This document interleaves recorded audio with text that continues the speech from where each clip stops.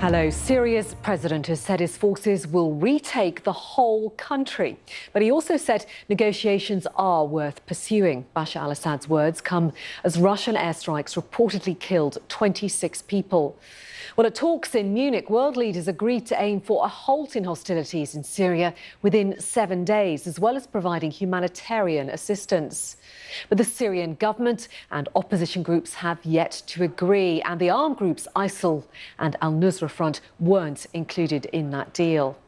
Russia's Prime Minister Dmitry Medvedev said the US and its Arab partners needed to think hard about their actions in Syria, saying all sides should negotiate instead of sparking what he called a new world war. Well, let's listen to what Syria's president had to say in that interview with the AFP news agency. We have fully believed in negotiations and in political action since the beginning of this crisis. However, if we negotiate, it does not mean that we stop fighting terrorism. The two tracks are inevitable in Syria. First, through negotiations, and second, through fighting terrorism. Well, Al Jazeera's Zaina Hoda is in the Turkish city of Gaziantep. That's on the border with Syria.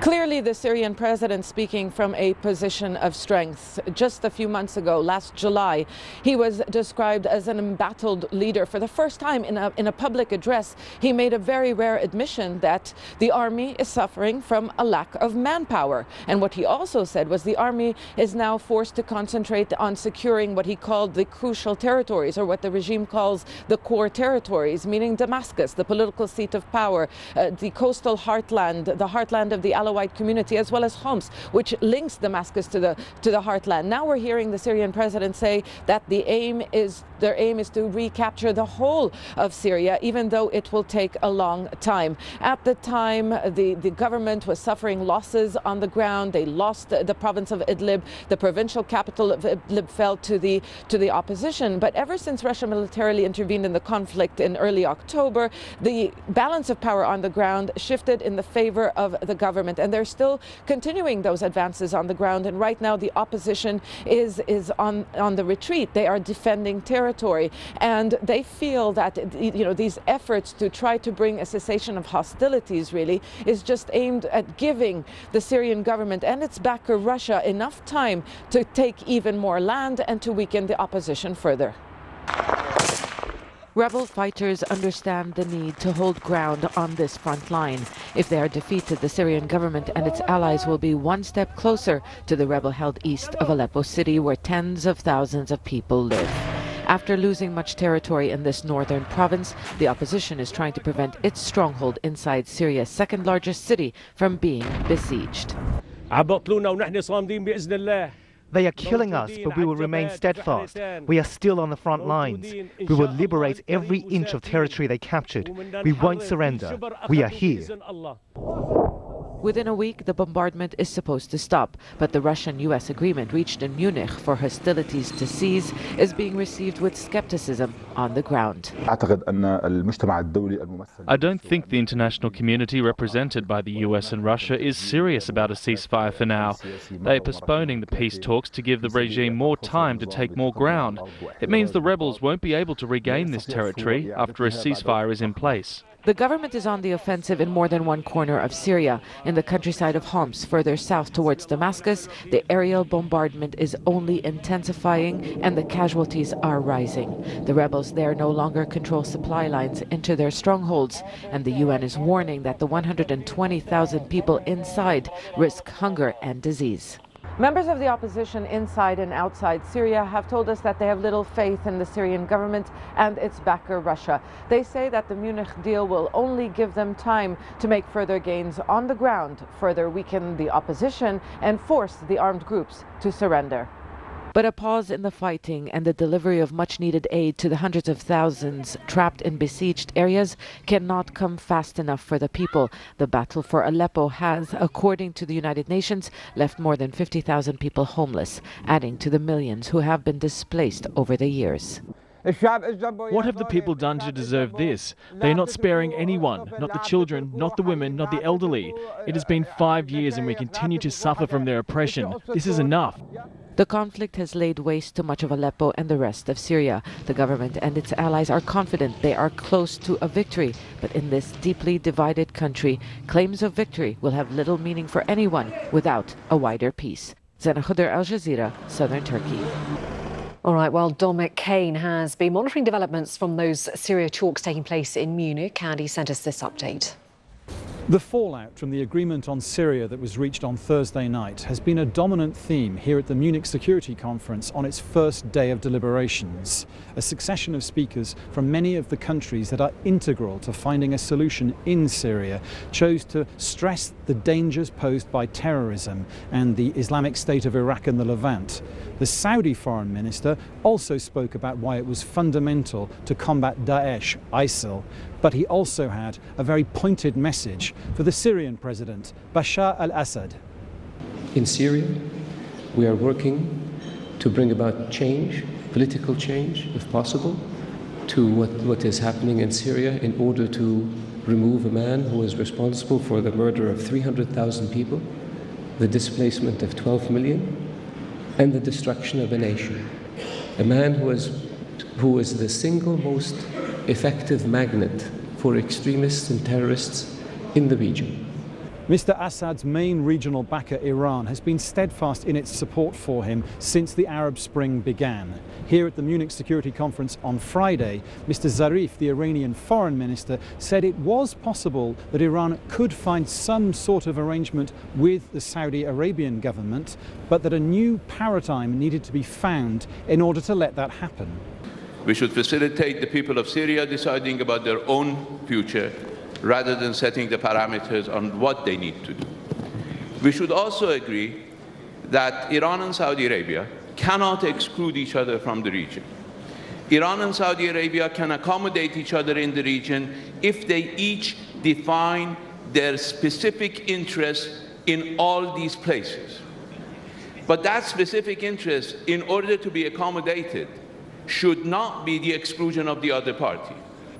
The mood music coming from Munich this week has suggested that everybody wants a binding solution to the Syria crisis. But the question remains whether what's been discussed and agreed here will translate to reality on the ground. Well, as the bombing by Russian and Syrian jets continues, the US has said Bashar al-Assad is deluded if he believes there is a military solution to this conflict. Well, Al Jazeera's Rosalind Jordan joins us live now from Washington, D.C. And Ros, tell us more about reaction there in Washington. Well, not only did the deputy spokesperson, Mark Toner, say that Assad was, quote, deluded if he thinks that he can somehow stay in power no matter how long it takes to reclaim control of Syrian territory. Mr. Toner also said that Assad really has no legitimacy and should have left yesterday. That said, the U.S. is going to be focused, he says, on trying to, one, implement the temporary cessation of hostilities, which is their term for a temporary ceasefire, then try to work on some sort of peace accord, and then try to get to a transitional government. But as you said, Lauren, deluded was the first word out of Mark Toner's mouth, and that really is summarizing how the Obama administration looks at Syria. What's also interesting is whether or not the U.S. believes that Russia can be a trustworthy partner and can be trusted to increase the amount of pressure on Damascus to do the right thing, to have the Assad government step aside and try to get this peace process underway. Well, again, Lauren, the thought was it's not just what Russia has signed on to do as a co-convener of the ISSG, it's also what Russia does that's going to really be important here. Rosalind Jordan with the latest there. Latest reaction in Washington. Thank you.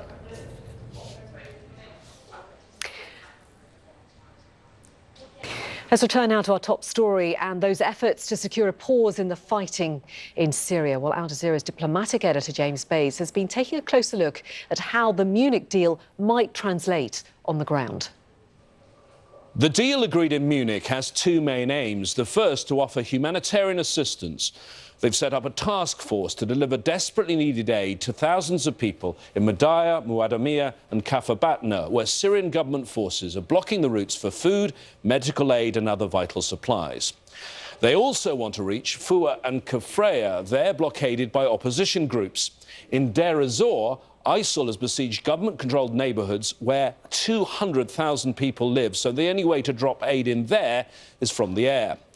It's worth noting that access to all these besieged areas should have been granted a long time ago, as it's been repeatedly demanded by the UN Security Council in 5 different resolutions. The first one of them, 2139, was passed 2 years ago. The second focus of the Munich meeting was to stop the bloodshed, and another task force has been set up with that aim.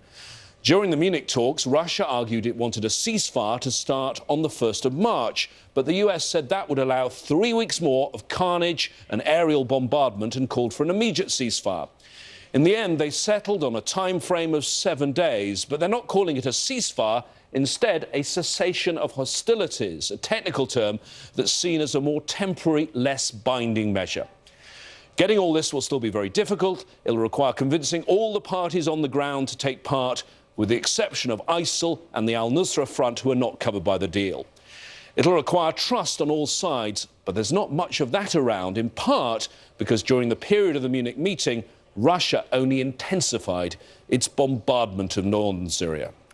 OK, well, for more on this story, we're joined in the studio by Michael Binion. He is the foreign affairs specialist at the Times newspaper here in the UK. Thanks for coming in, Michael. So this idea of a cessation of violence taking place in 7 days' time, it's been agreed by some of the world powers, but aside from Russia, has not been agreed by any of the parties who are actually fighting on the ground in Syria. That's the main problem, indeed. And of course, many of them will try to take advantage of the week before the ceasefire comes into operation to improve their position. So we probably will see an increase in violence up to that moment. What it will bring, one hopes, is relief for those besieged cities there where people are starving because they're surrounded by the opposing forces. And when this happens, perhaps they'll be able to get aid in then. I mean, the Russian Prime Minister on Friday, he gave this rhetorical sort of speech, really, the rhetoric ablaze, warned of a new world war starting in Syria after some Gulf states threatened that they were going to actually send in ground forces. What is Russia trying to achieve there, and what is Dmitry Medvedev trying to achieve with such a powerful statement? Yes, well, that's completely over the top. Those are sort of scare tactics. What Russia wants to do is to consolidate its own position in Syria and make sure that it is the one that determines the future of the country, and particularly to reinforce Assad's position. Now, if other Arab states put ground forces on in Syria, that will make it more difficult. That would lead to the possibility of a direct clash between the Saudis, say, and the Iranians, and that would weaken the fight that the Russians are having to eliminate the rebels. So they don't want any of that, and therefore they're warning in these apocalyptic terms, keep out. Assad, of course, has been greatly strengthened by the Russian airstrikes. I mean, last year at one point he looked severely weakened, then Russia came in with the airstrikes, started bombing. His position has been strengthened. But can Assad, with those Russian airstrikes, can he militarily, at the moment, can he actually win this war? I don't think anyone thinks that he can win an outright victory. I think even the Russians think he can't. He's probably thinking now that things are going so much his way, he doesn't need to make any concessions. But the Russians know that the world in general will never accept a total domination of Syria by Assad alone. And therefore, I think they're getting him into a position where he controls so much that he can make kind of cosmetic concessions to the opposition. He'll be in a position to bargain, and the Russians will bring him to the table and then probably dump him. to it's really all now about future talks, about a possible political settlement, but with Assad strengthened in what he brings to the table. The opposition, which is, pretty disunited in some respects. I mean, not even all the opposition parties actually are coming to any of these Well, no, I mean, they're in a very weak position. I think the Russians are playing a sort of dual-track game. On the one hand, bombing as much as they can and really pushing the military option, but also sending the kind of soft man, their foreign minister, to do the talking and say they're interested in diplomacy. It's a sort of good cop, bad cop strategy, which is exactly the same as they've been doing in Ukraine. All right, Michael Binion from The Times, thanks very much indeed.